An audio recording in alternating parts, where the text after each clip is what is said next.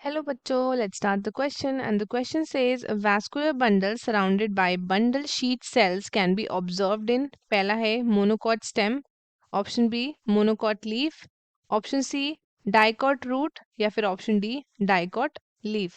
So let us start with our key concept. The key concept of this question is vascular bundles. Vascular bundles. अब ये आपका किसका part होता है? It is the part of transport system. ये transport system का part है इन दी vascular plants. इन दी vascular plants. अब जो ट्रांसपोर्ट होता है वो हैपन्स होता है कहाँ पे? इन द वैस्कुलर टिश्यू, जो आपके दो फॉर्म में प्रेजेंट होते हैं, that is xylem and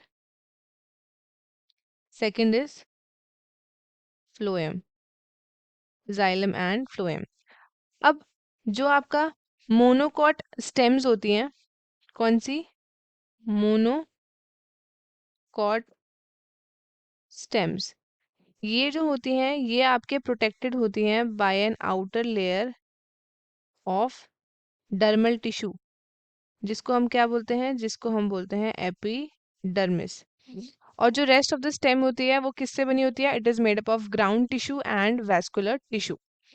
so आपकी मोनोकॉट्स के पास क्या प्रेजेंट होता है? मोनोकॉट्स के पास होती है हॉलो स्टेम.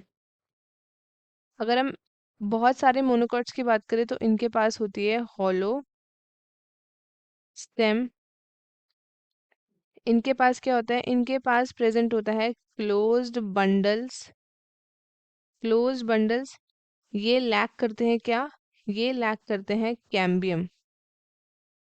कैम्बियम लैक करते हैं ये, और इनके पास प्रेजेंट होता है क्लोज्ड बंडल्स.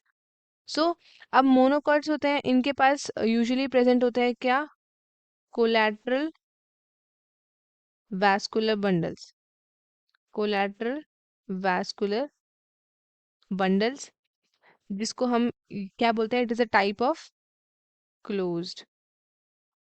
अब जो वैस्कुलर बंडल होता है ये इनक्लोज्ड होता है bundle sheath of parenchyma cells in the cortex reason.